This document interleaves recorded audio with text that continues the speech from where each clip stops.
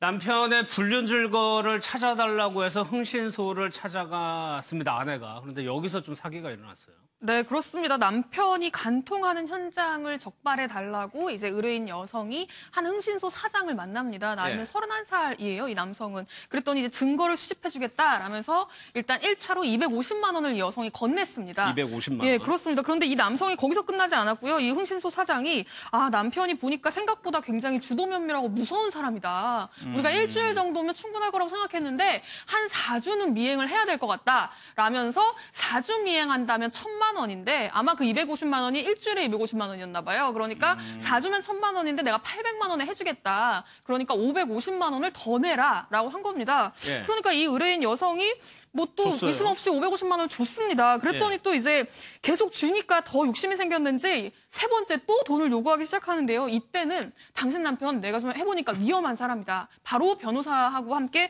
소송을 해야 될 것 같다. 라면서 변호사 선임 비용을 요구하는데 이 변호사 선임 비용은 1억 원이었습니다. 이 의뢰인은 이 흥신소 사장의 말만 믿고 1억 원을 모두 건넸고요. 그랬는데 결국엔 다 거짓말이었습니다.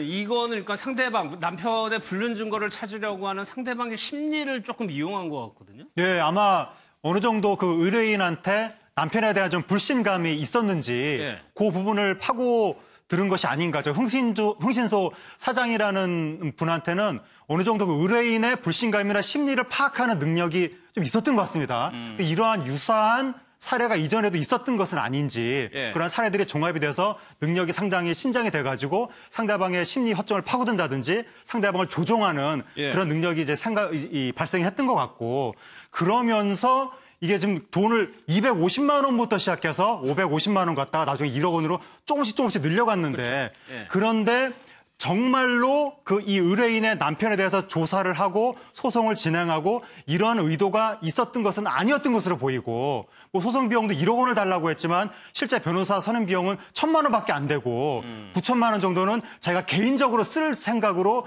돈을 달라고 한 것으로 보면 굉장히 재질이 안 좋고 이것은 일을 하려고 하다가 좀 불성실로 인해서 잘못한 게 아니라 처음부터 잘못된 의도를 가지고 사기를 친 것이 아니냐. 그렇게 지금 볼 수 있는 사건인 것 같습니다. 그러니까 재판부도 그렇게 본 것이 뭐 흥신소 가격이라는 게 정해져 있는 건 아니니까. 그런데 나머지 돈을 그 일에 대해서 전혀 사용을 안 했다는 거죠? 네, 이 수사를 하게 되면 결국에는 이 돈을 용처를 처음에 그 의뢰인한테 이야기한 대로 사용했는지 여부를 확인을 할 겁니다.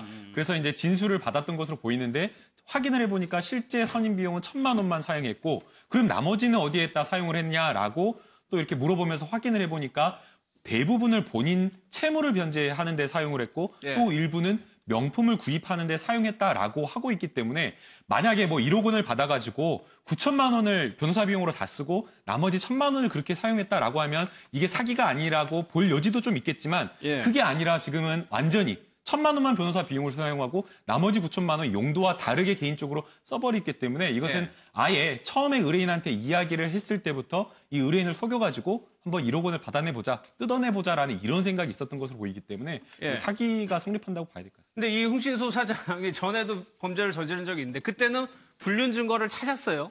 찾고 그 사람을 협박을 했습니다. 네, 그렇습니다. 그러니까는 이게 그 전이 아니고요.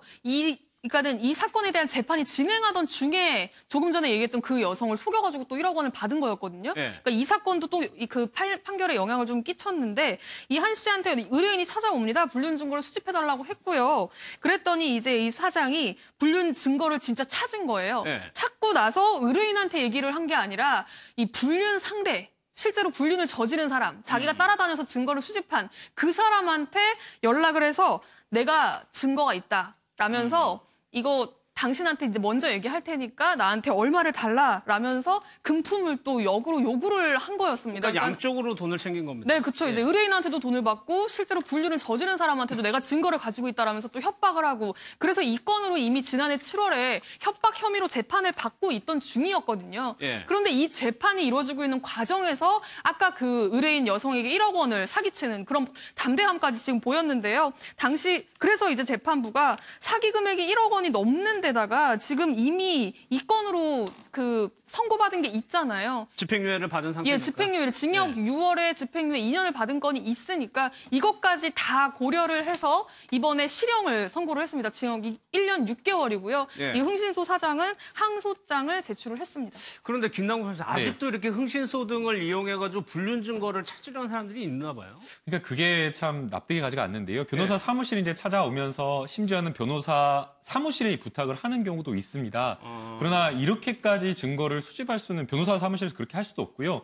또 흥신소에 가라고 하지도 않습니다. 예. 이 흥신소에서 뭔가 증거를 수집해 준다라고 이야기를 하고 있지만 사실상 증거를 수집해 주는 게 아니라 지금 저희가 이야기를 한 이 사건처럼 이 피해 여성의 불안한 심리를 이용을 해서 돈을 뜯기는 경우가 훨씬 더 많기 때문에 예. 어떤 사건이 드러난다, 어떤 증거가 그냥 저절로 드러난다라고 하면 모르겠지만 이렇게 하는 것 자체가 문제가 많다라고 보이고요.